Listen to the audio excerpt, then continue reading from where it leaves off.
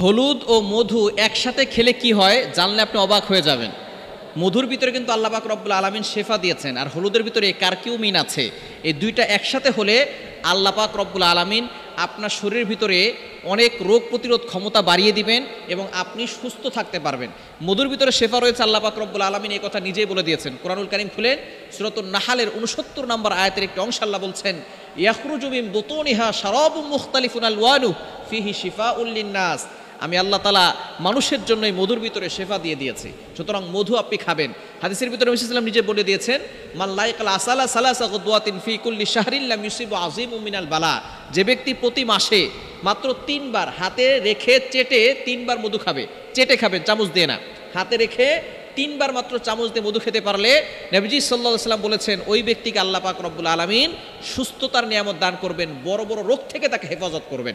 আমরা মধু খাই কিন্তু ভেজালটা খাই। অনেকে আছে মধু খায় কিন্তু কি খায়? ভেজালটা খায়। অরিজিনাল মধু খাওয়ার চেষ্টা করবেন। অরিজিনাল মধুর ভিতরে আল্লাহ পাক রব্বুল আলামিন শেফা দিয়েছেন, এবং যে মধু যেখান থেকে আসে মৌমাছির ব্যাপারে আল্লাহ তাআলা একটা সূরা নাজিল করে দিয়েছেন, সূরাতুন নাহাল 14 নম্বর পারা রয়েছে। এই সূরাতুন নাহাল মৌমাছি সম্পর্কে অনেক কথা আল্লাহ পাক রব্বুল আলামিন এখানে বলেছেন। সুতরাং আল্লাহ পাক রব্বুল আলামিন মধুর ভিতরে শেফা দিয়েছেন।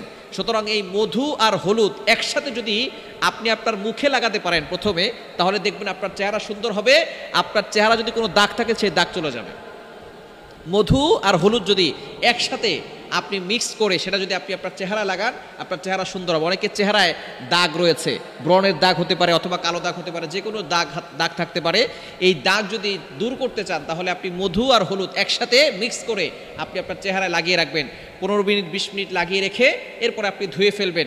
দেখবেন আপনার চেহারা আস্তে আস্তে সুন্দর হবে, চেহারার উজ্জ্বলতা বাড়বে এবং আপনার চেহারার দাগগুলো চলে যাবে। 2 নাম্বার, এটা যদি আপনি খান আপনার ত্বক ভালো থাকবে। আমাদের অনেকের চুলকানি আছে না, অনেকের সমস্যা হয়, ভিতরের সমস্যার কারণে উপরে আস্তে আস্তে দেখা যাচ্ছে যে ঘা পাসরা এগুলো বেশি হয়ে থাকে। সুতরাং আপনি যখন এটা খাবেন আপনার ত্বক ভালো থাকবে, ত্বকে অনেক বড় ধরনের ক্ষতি থেকে আল্লাহ পাক রব্বুল আলামিন এই মধু আর হলুদের মাধ্যমে হেফাজত করবেন। এবং 3 নাম্বার হচ্ছে আপনার হজম শক্তি বৃদ্ধি পাবে। যারা মধু আর হলুদ একসাথে খেতে পারবে আল্লাহ পাক রব্বুল আলামিন তাদের হজম শক্তি বাড়িয়ে দেবেন। অনেকের হজম শক্তি কম, অনেক কিছু খেলে হজম হয় না, পেট খারাপ হয়ে যায়, দেখা যাচ্ছে আস্তে আস্তে তার ভিতরে কোষ্ঠকাঠিন্য রোগ চলে আসে। সুতরাং এই হজম শক্তি বাড়ানোর জন্য আপনি মধু আর হলুদ একসাথে খেতে পারেন। আর 4 নাম্বার হচ্ছে আল্লাহ তাআলা আপনার মস্তিষ্কে ইতিবাচক প্রভাব ফেলবেন। এই মধু আর হলুদ একসাথে খেলে আপনার মস্তিষ্কে ব্রেন ভালো থাকবে, মস্তিষ্ক সুস্থ থাকবে, এটা নষ্ট হবে না। সুতরাং আপনি মধু আর হলুদ আপনি অরিজিনালটা খাওয়ার চেষ্টা করবেন, যেটাতে ভেজাল আছে সেগুলো থেকে দূরে থাকবেন, দেখবেন আপনি সুস্থ থাকতে পারবেন।